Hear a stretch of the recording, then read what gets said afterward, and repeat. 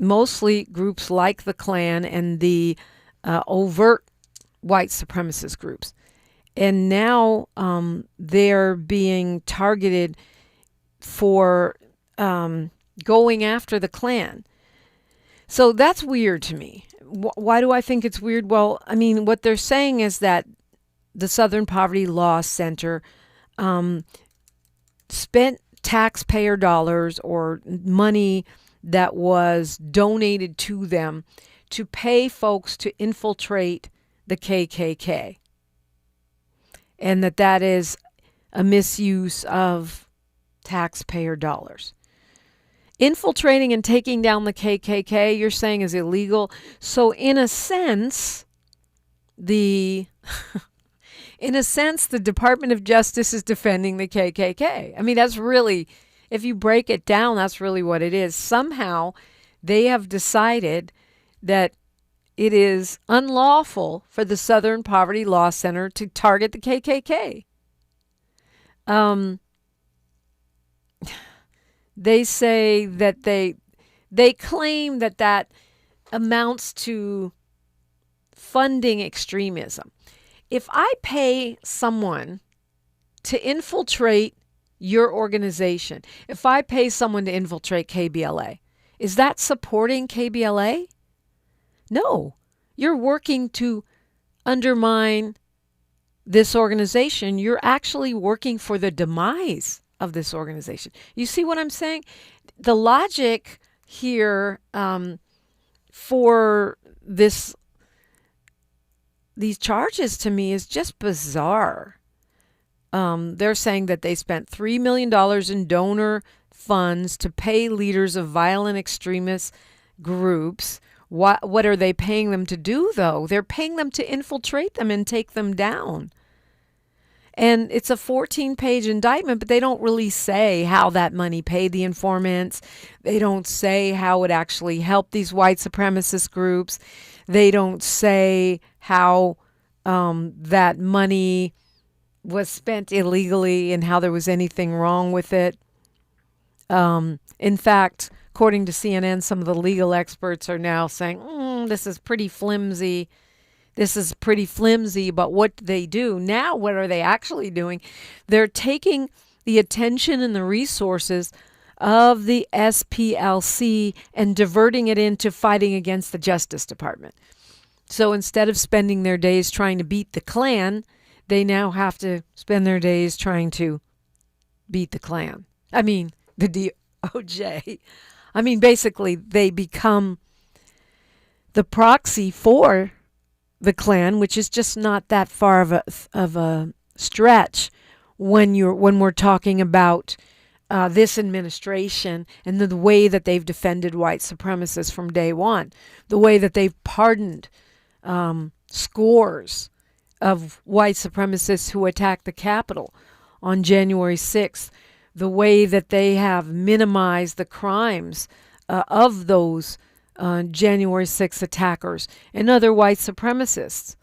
And this is part of it's part of a plan, a bigger plan. And one of the reasons why this case gave me chills, even though, again, I don't necessarily agree with everything the SPLC does, is that I think it's a blueprint. I think they're going to use it on more and more nonprofits, whether it's the NAACP or Black Lives Matter or the Urban League, that this administration will use those charges, use those audits, use those allegations to undermine, delegitimize the organizations that are doing important work in our communities, that are defending us against them, and also force these organizations to spend their money and resources fighting the DOJ instead of fighting the KKK, the DOKKK, the KKDOJ, however you want to spell it. It's a whole problem. Remember Kash Patel, whose real name is Cash App. It really is. I didn't make that up. Cash App Patel cut ties with the Southern Poverty Law Center. I think it was a couple months ago. because of conservative critiques of the organization. Not because of anything they did wrong, not because of any paperwork or other problem, because conservative groups criticized it. The same reason here in Los Angeles we're dealing with our school district distancing themselves from the Black Student Achievement Program.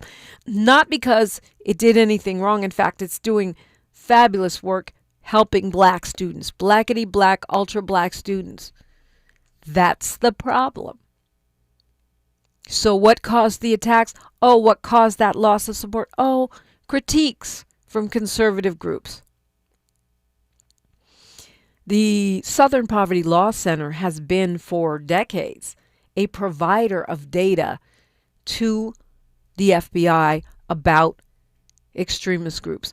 They surveil the KKK and Proud Boys and Oath Keepers, Chad Bianco's group, Oath Keepers.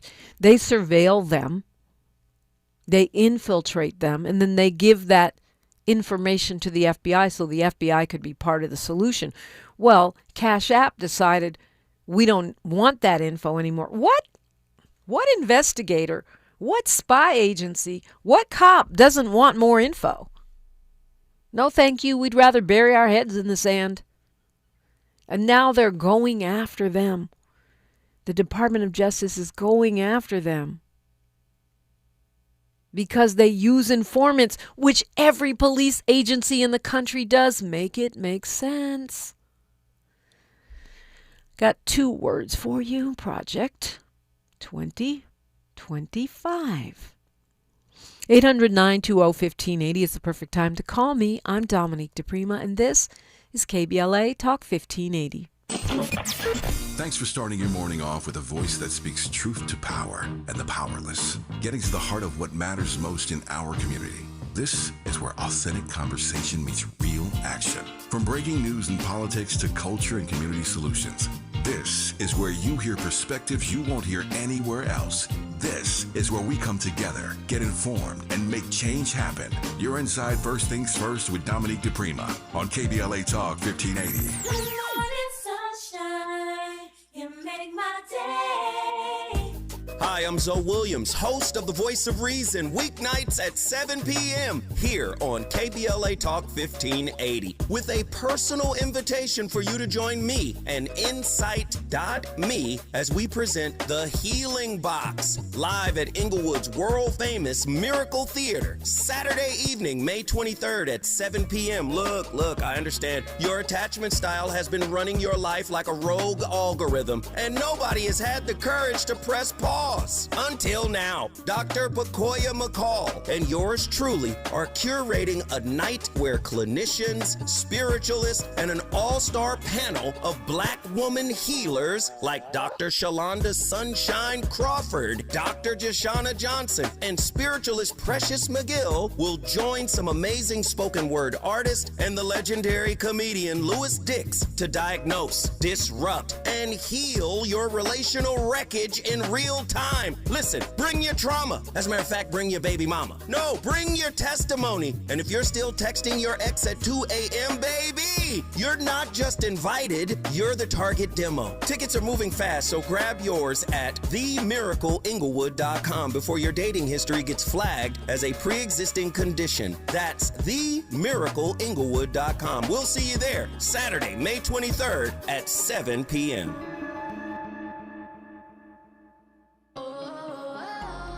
My perfect day has sand, salt water, and friends. But my moderate to severe plaque psoriasis can take me out of the moment.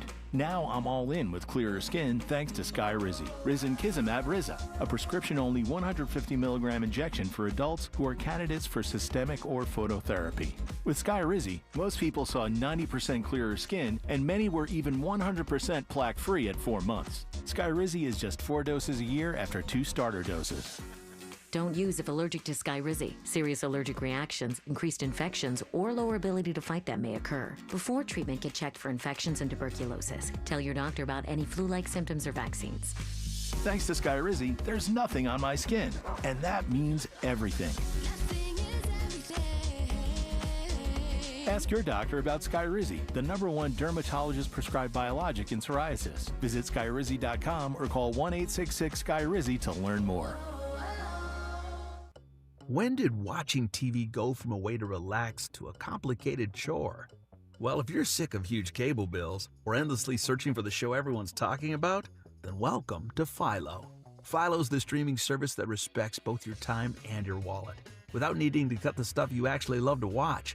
This means live TV from more than 70 channels like Hallmark, History, A&E, and Lifetime, plus a huge library of blockbuster movies and classic shows, and an easy-to-use unlimited DVR that lets you save anything you want and skip all the ads when you watch. The best part? You get all this for just $25 a month when you sign up at Philo.tv. No hidden fees, no long contracts, just a genuinely great deal. And new users can try it completely free for 7 days. So head to Philo.tv, that's PHILO.tv, and experience a better way to TV. Subscriptions auto-renew at monthly rate plus applicable taxes. Cancel anytime. See terms at Philo.tv. The conversation continues right now with Dominic DePrima on First Things First. All right, I love it. Arguing with Miles, and with YouTube, and with Instagram, and with Facebook all at once. It's levels to it. That's Gemini heaven right there. 800-920-1580, 800-920-1580. That is the number if you want to say something. YG's I don't know who that is. One of my friends. I don't know your internet handle. Says I had a blast with you in Tanzania. We did have a blast in Tanzania. And this top does come from Ghana when I went in 2016. And I can't wait. Miles, I know you can't wait to get back to the motherland. In June, we're going to Zambia and Botswana. I'm ready. I can't wait. I haven't been to either of those places. So, yay. It's going to be amazing. Hopefully they let us back in. If not, we'll stay. Don't worry. If not, we'll be broadcasting from Africa. Figure it out. Tavis may not love it, but we'll still be talking. we'll be streaming. We'll be doing something. Find some Wi-Fi and get it cracking out there for sure. We'll buy some Wi-Fi just like we do when we broadcast from there. So we'll take you with us. You'll be coming with us. I've been doing that since 2016. You can come literally or you can come virtually. And absolutely, we are celebrating the motherland and the connection this weekend. I hate to tell you it's sold out. I actually don't hate to tell you, but it is sold out. The African Focus Goodwill Awards is sold out on Saturday. I'll be emceeing it. If I get a chance, I will live stream some of it so you can see it. I'm always running around busy because I'm emceeing, but I'm going to try to go live. And I know we have a king coming from Nigeria. So they always bring a king or a chief. This time we have a Yoruba king coming from Nigeria. So I'm extra excited about that. And it's going to be great. One of the things we do is we have these inductions where African families that live here in the U.S. adopt African-American families and individuals as a means of helping to heal the wounds of our enslavement. And then in my case, I got adopted by a Yoruba family here in L.A. And then when we went to Nigeria, I got to meet their other family members that still live in the motherland. And so I have an actual adopted family in Nigeria. So that is amazing. Isn't Uchena's Yoruba, right? Or was he Igbo? No, he's Igbo. Okay. Yeah, he's Igbo all day long. You know, if you know anything about African history, the Igbo and the Yoruba sometimes are at odds. But not so much, I think, these days. But sometimes are at odds. It's like kind of like a Bloods and Crips type scenario. Actually. On a cultural level. The Igbo and the Yoruba, the two biggest ethnic groups inside of Nigeria. And most of us as African Americans have at least a little bit of Igbo or a little bit of Yoruba in this DNA. Fahima's saying in the YouTube chat that Morris Dees and Julian Bond helped co-found the Southern Poverty Law Center back in 1971. Thank you for that context. It's always appreciated. We have the most intelligent, educated, well-read delegation in the world, and I am very appreciative of all of you in the KBLA delegation for the information you bring, for the incredible insight, even when we don't agree, maybe especially when we don't agree. I think it's so important and so powerful that you are there and that you are in this conversation. And you're always invited in, whether it's in the comments on YouTube, which is a KBLA 1580, on the phone at 800-920-1580, or right now I'm streaming on my YouTube, which is at DePrima Radio. Even when you hit me up after the show, I'm always so excited about that. And I know that, I'm bad at certain things. I almost admitted something I should not admit. But tomorrow we're going to have the great film director Charles Burnett joining us in studio. Sometimes I don't let y'all know enough what's going on. Sometimes it's because I don't know. Right? Sometimes we're building this plane while we're flying it, but sometimes I be multitasking. So I'm excited. You don't want to miss that. That's hour 3 tomorrow. Charles Burnett will be joining us live in the studio. He is a legendary filmmaker, and it's a conversation that I am truly, truly looking forward to. So I hope you will be there for that. In our Freedman Friday conversation, Dr. Lakeisha David will be joining us. So we are stacked. And we're going to be having an incredible Freedman Friday. Sherry Bell will be joining us. She's back. So hour 1 will be incredible too. We have a great day ahead. And so you don't want to miss that. Freedman Friday is a commitment, my commitment to reparations, something that we've been doing for the past 2+ years. And so that's something that we will continue to do until the wheels fall off, until I don't have a radio show anymore. And I might keep doing it after that. If I don't have a radio show anymore, look for me on YouTube, look for me on Instagram. Gemini here. We're going to keep talking. All right. So, one of my concerns, which is both a national and a local issue, is the consolidation that we are seeing right now in media. And that's social media as well as traditional mainstream media, right? Where you have the purchase by the Ellison family. They now own CBS. They now own TikTok. That's one family. They're like the new Murdochs, right? It's the new secession. But they are very pro-Netanyahu. They are very ultra-conservative. And they are trying to get Warner Brothers next. We'll see if that happens or if it doesn't. And there's multiple reasons for this being problematic. Aside from the fact that you have an ultra-conservative reactionary group that now controls the newsroom in terms of who's hired and fired, in terms of what stories get approved. I've worked in traditional newsrooms. What you got to do is you have to pitch your story to the news director, right? And then they say go or don't go. It's like the editor of a newspaper, which we know are also being bought up by billionaires, right? Jeff Bezos owns the Washington Post. Dr. Patrick Chung-Sheng owns the LA Times, a South African-born billionaire. So as they consolidate the power, now you have Elon Musk, another South African billionaire, owning X/Twitter. And so, and now with Zuckerberg having Threads and Instagram and WhatsApp, more and more consolidation. So just a handful of billionaires control the flow of information. It's also a problem in terms of jobs because these giant consolidations lead to massive layoffs. And that is one of the reasons why we've had this open letter with heavy hitters from Hollywood appealing to the government to stop that merger. To stop the purchase of Warner Brothers by the Ellison family. I don't know if it'll help or not. This is something that apparently Trump wants because that portfolio includes CNN. So then through his big supporter donor, Larry Ellison, he can control the micro decisions about who gets to be an anchor on CNN. That's petty to the nth degree.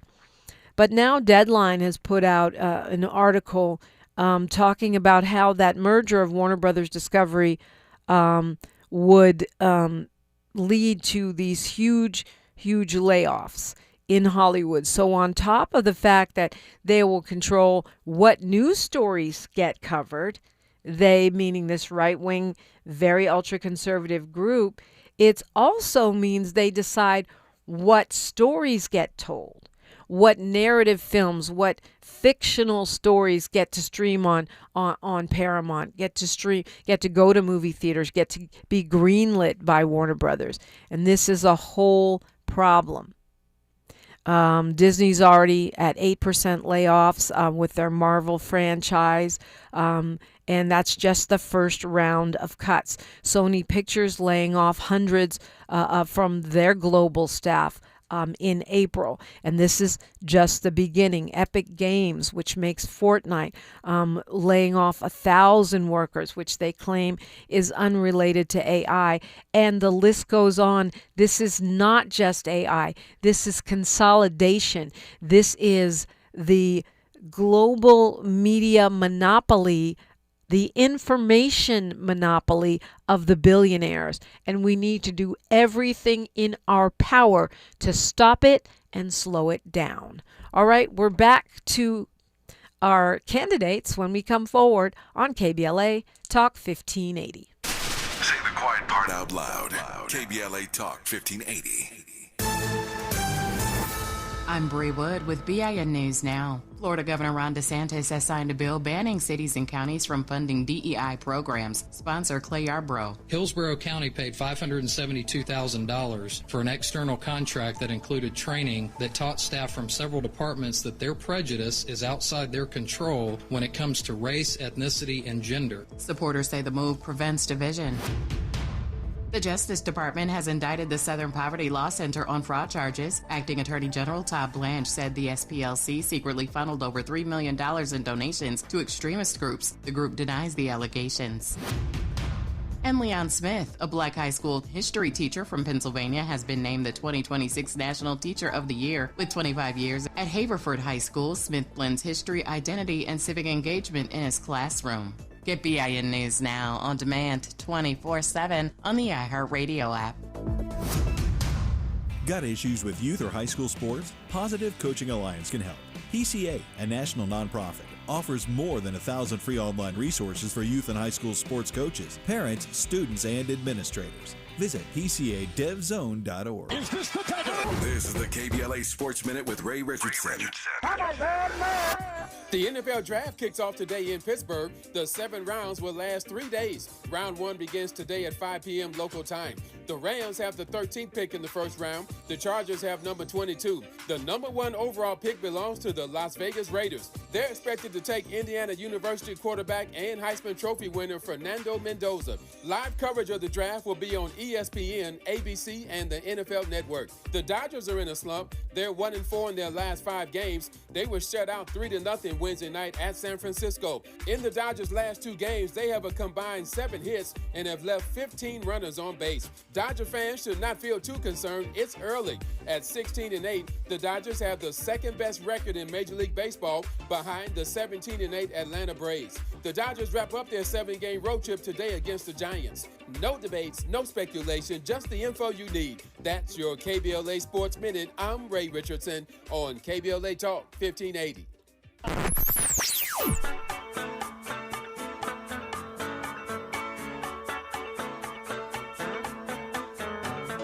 This is KBLA Talk 1580. Talk radio that's music to your ears.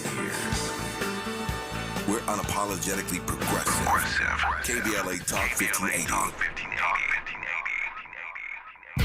This is KBLA Talk 1580, where hate loses and love wins.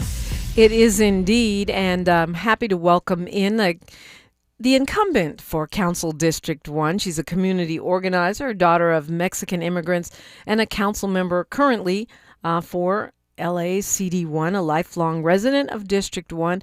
She's dedicated her career to, she says, creating systemic change that addresses the needs of her community. Councilmember Eunisses Hernandez, welcome.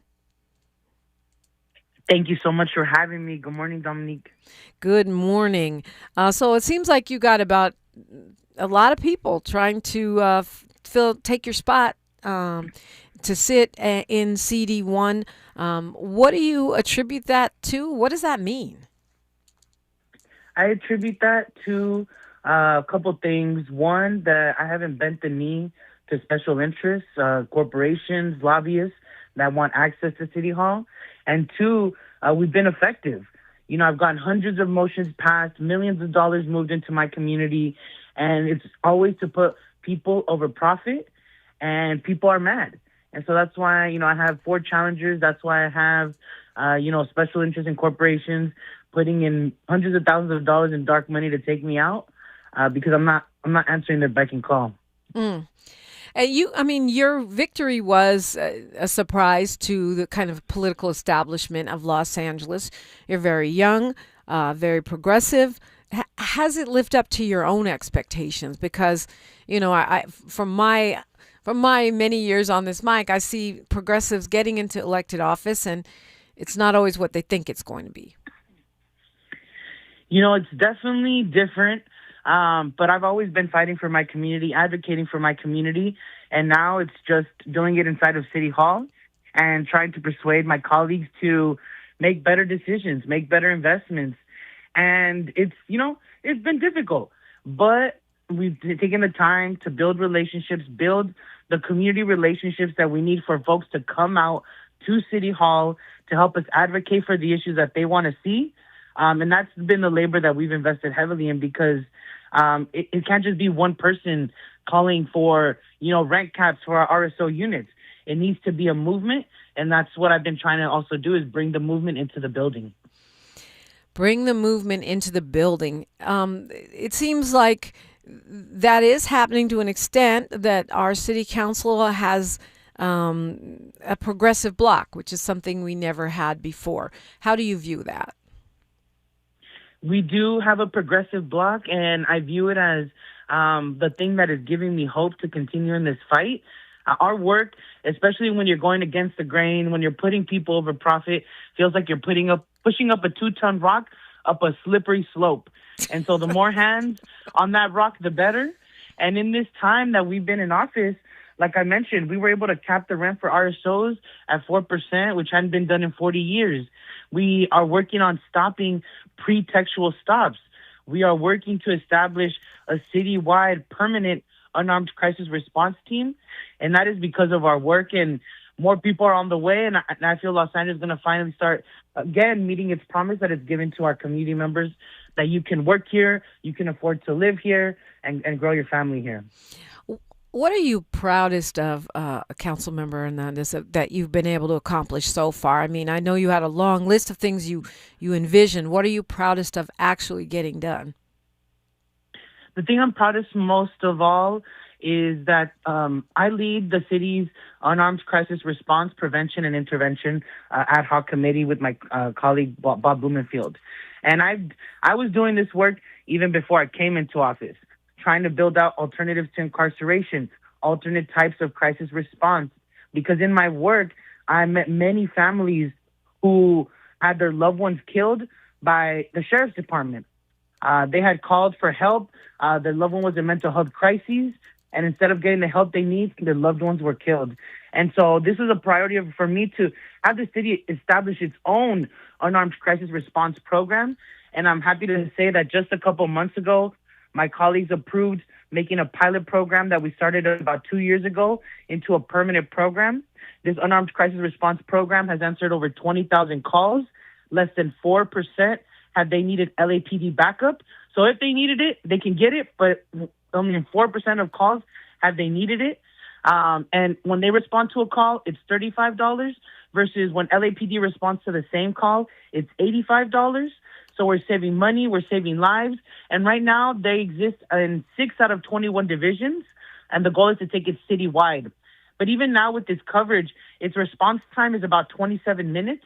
And I know that we will be cutting that down as we expand citywide. So we're saving lives, we're saving money, and we're doing it for people like Takar Smith.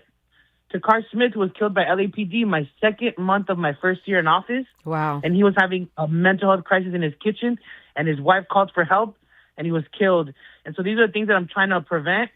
And I'm happy to say that we will be scaling this up citywide. That's my goal, but I'm glad that it even exists right now. That's what I'm most proud of. Yep. And what are you envisioning that, like, what has come out of your work for the city as a council member that has created a new sort of freedom dream or a new vision that you want to pursue? Well, for me, it is really about the budget. 45% of our budget goes to one department, and that's LAPD, while every other department and every other service struggles to survive. It takes us 10 years to fix the sidewalk in the city, 15 years to trim a tree, over a year to fix a street light. And all of this because we don't invest our tax dollars back into our neighborhoods. Instead, we're buying like an 18th or 19th helicopter for the LAPD. And for me, the biggest fight for freedom and investment in our communities is making sure that our tax dollars come back home so that we're actually building up and fixing the quality of your life outside of your home. And that's what I'm most invested in, so that you can walk down a sidewalk. It is well lit. There's not a lot of cracks in it, so you don't have to worry about falling. That you have the right team respond to your emergency call in a right amount of time.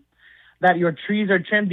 This is, for me, not only creates jobs, but also uplifts the quality of life for folks. And that's my biggest fight. It's always about the money. That is more freedom. That is more investment and accessibility for my community. Yeah, I mean, that's sometimes the rap. I mean, one of your opponents was on here talking about you, saying, well, the progressives don't care about the bread and butter issues, the sidewalk cracks and street lights. It sounds like you strongly disagree with that analysis.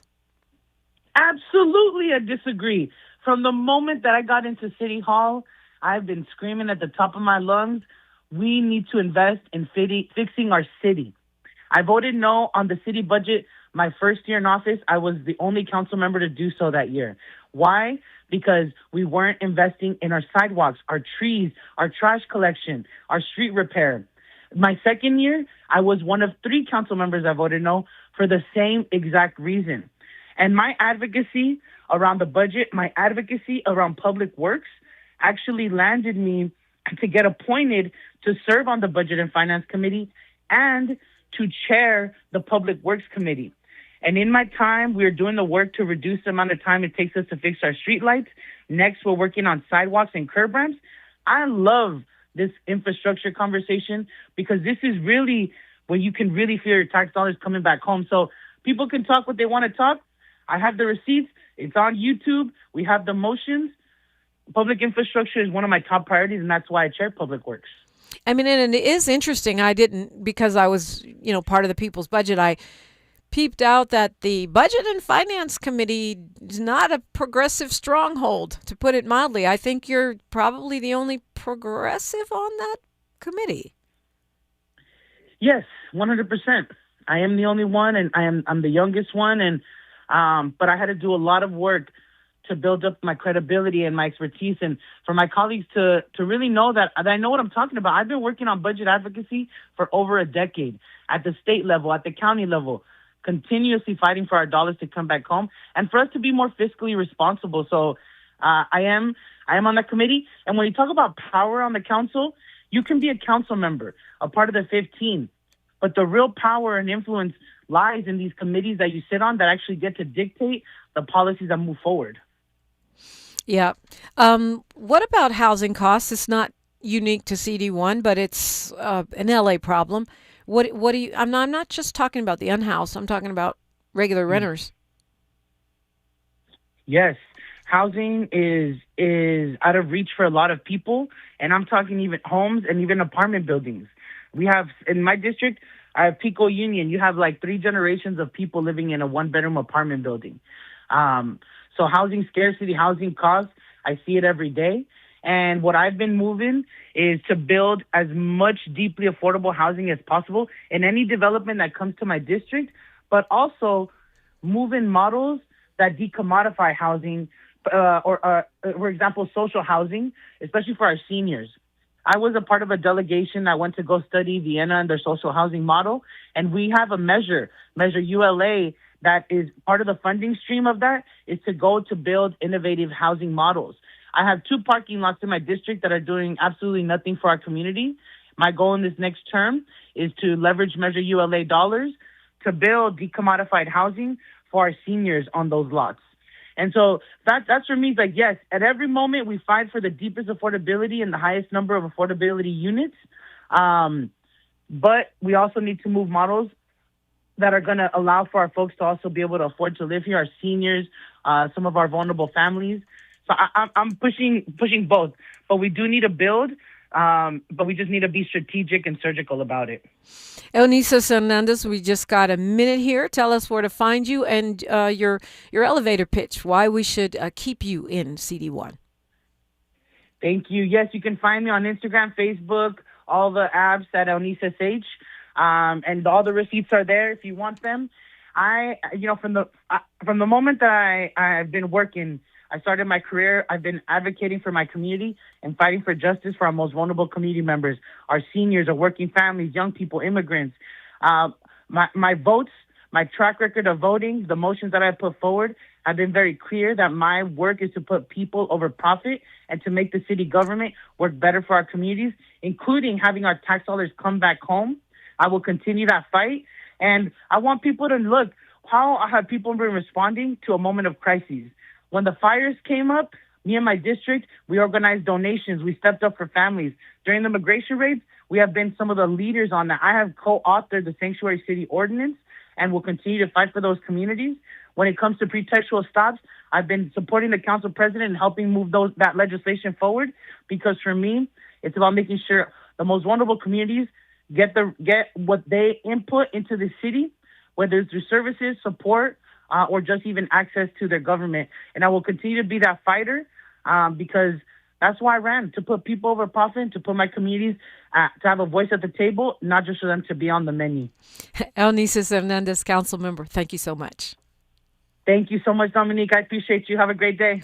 Absolutely. We continue our election information. This is the station, KBLA Talk 1580. More of First Things First with Dominique DePrima when we come forward.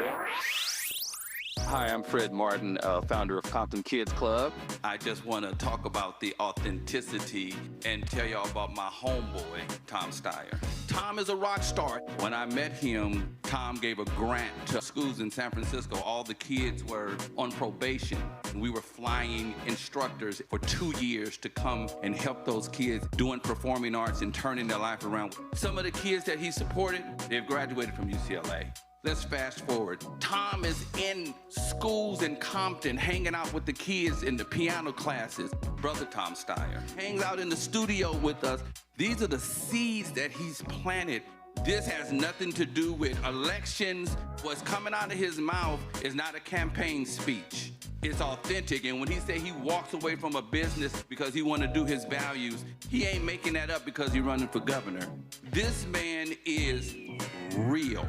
Ad paid for by Steyer for Governor 2020. You better work. She's rooted in culture and rising in power. Los Angeles City Council member Karen D. Price Jr. invites you to the District 9 Women's Leadership Summit, a powerful gathering celebrating the women who shape our communities. Join us Sunday, May 3rd from 1 to 6 p.m. Registration is open now, but space is limited. District 9 residents receive special priority. This event is free. Call 323-846-2651 to reserve your spot. That's 323-846-2651. Be rooted, be powerful, be there. Find a righteous rage and don't be afraid to say what you see. We're KBLA Talk 1580. Yes, it is an exciting time, election time, when we get to meet and re-meet people who are running for office.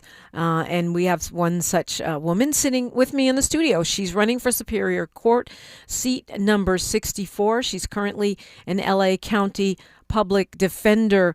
Rhonda Haymon, good morning. Good morning. How are you? I should say attorney Rhonda Haymon. I'm blessed. You've got 26 years of experience as a deputy public defender, 3 years with Orange County, 23 years with LA County. Why are you stepping up, looking to go to the bench as a judge? I am going to go to the bench and have this quest because for 26 years, I've met people at their most vulnerable moments. I've handled thousands of cases, and I've seen injustices. The voters have enacted and voted for laws that speak towards restorative justice, like mental health treatment, rehabilitative services, and they want people to transition back to the community more viable, more whole. And it has been hard to get the courts to progress. There's a stagnation. And with regard to diversity on the bench. Yeah. Well, we see more public defenders, we see more women, and we see more black people running and winning these seats. What do you attribute that trend to? The voters want change, and we're becoming more aware of the justice system and the imbalances, and they want to repair the imbalance. Yeah, I mean, you've done over 100 jury trials. Is that important for a judge? It's highly important because within those emotional intelligence is very important. And going back to being a deputy public defender, I've seen people charged. I've read the police reports. I know that my clients are impoverished and cannot afford their own attorney, and I remain neutral, no judgment. So there's that impartiality. We have the Lady of Justice, and she wears a blindfold, which speaks to the impartiality that the court has to have. And when you are a trial lawyer, you have to communicate that to the jurors and how they have to remain neutral and not pass judgment prior to the evidence being entered. And so you need that trial experience for the emotional intelligence. It also indicates your mastery of the law. And I've been very successful with getting the jurors to see and come to terms with the fact that some people are charged and they're innocent. And when you're up against the government and no one in the courtroom looks like you, that's why we need that diversity, because it brings to the eye a level of fairness and equity. You also worked in the drug court. How do you think that would inform your work as a judge? Well, in the drug court, it's a very unique program. It's a highly successful program.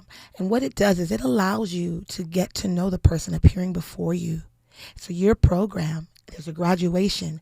So you invest in that person with regard to rehabilitation throughout the course of the year.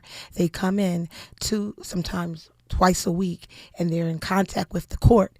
And that allows you to use the resources that the court has available to tap into the person, invest, celebrate them upon changing their life towards rehabilitation, and then you have a person transitioning back into the community viable, and the community is safer. The Law Enforcement Accountability and Integrity Unit, this is where you consulted with attorneys on cases involving allegations of police misconduct. What did you learn there that you might bring to the bench?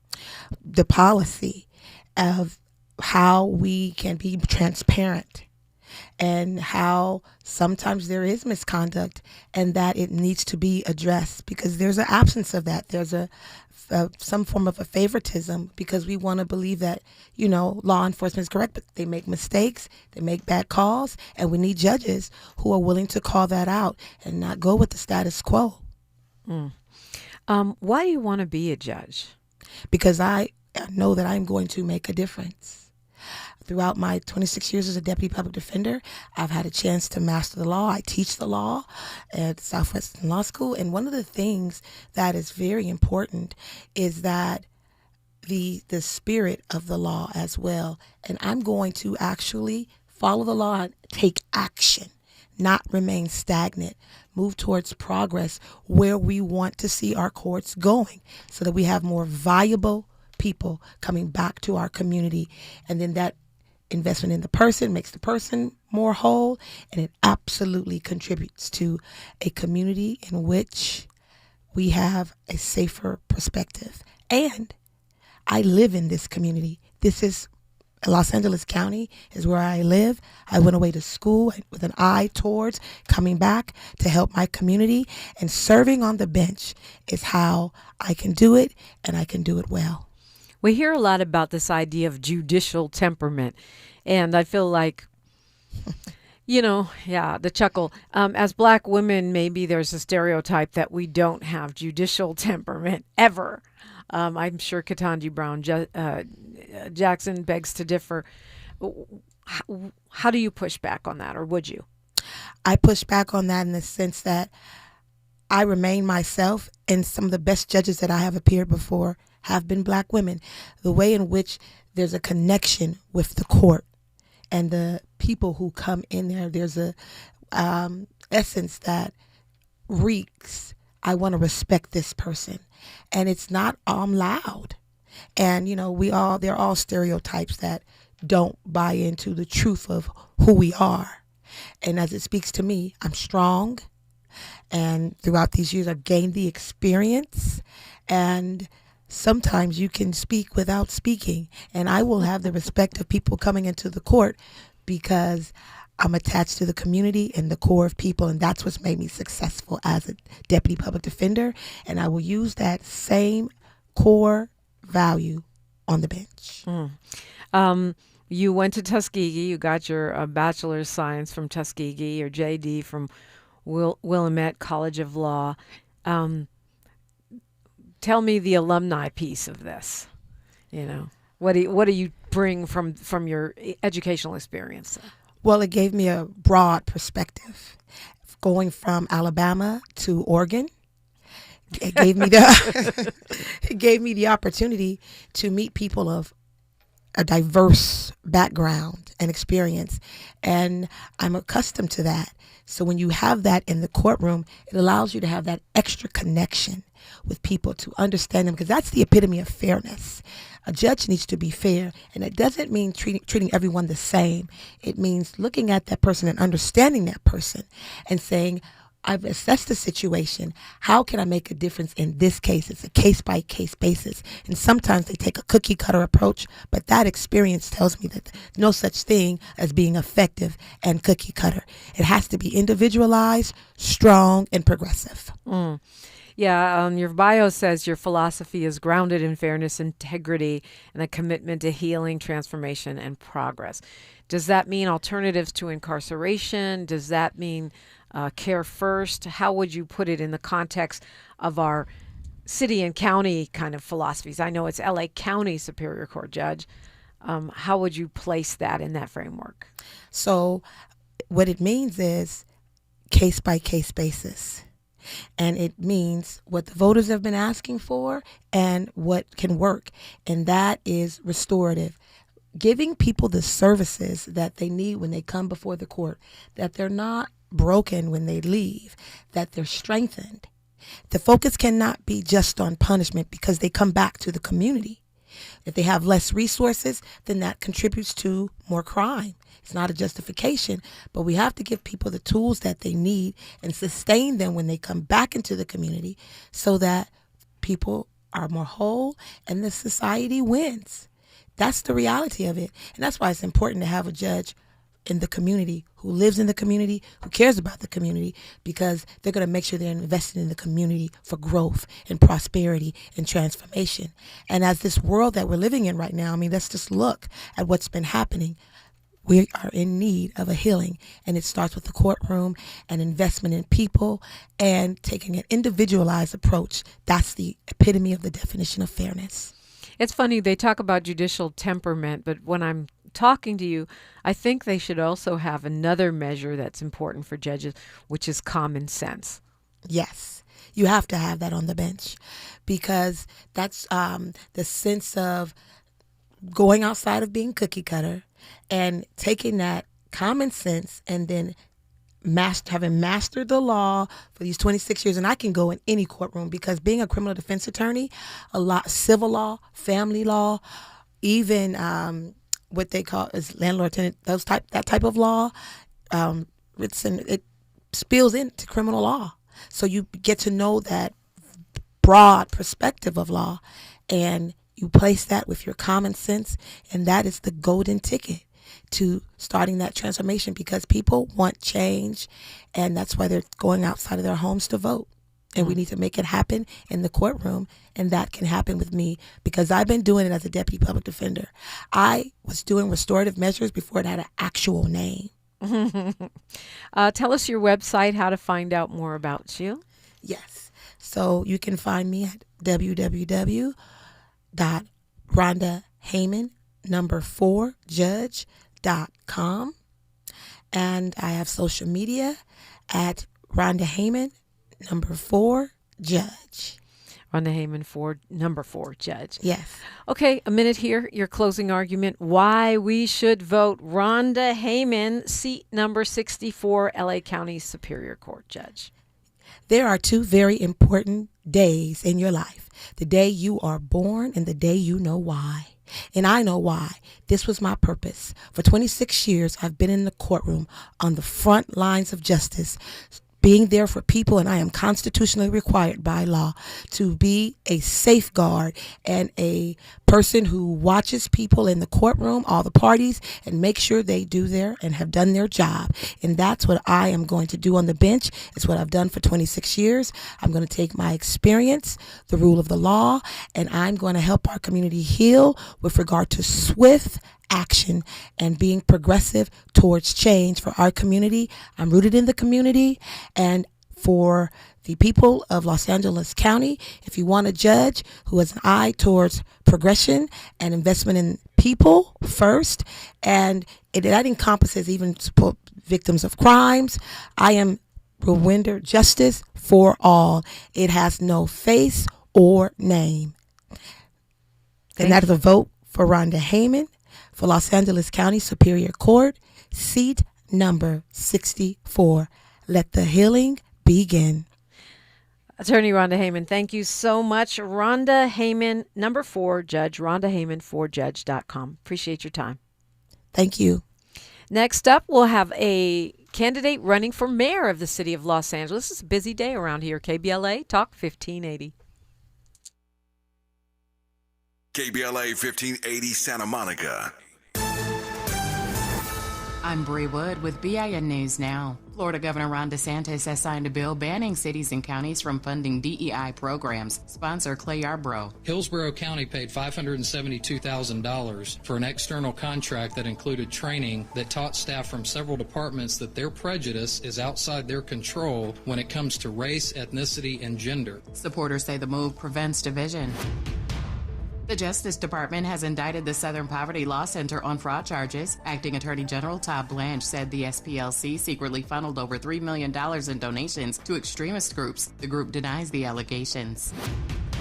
And Leon Smith, a black high school history teacher from Pennsylvania, has been named the 2026 National Teacher of the Year. With 25 years at Haverford High School, Smith blends history, identity, and civic engagement in his classroom.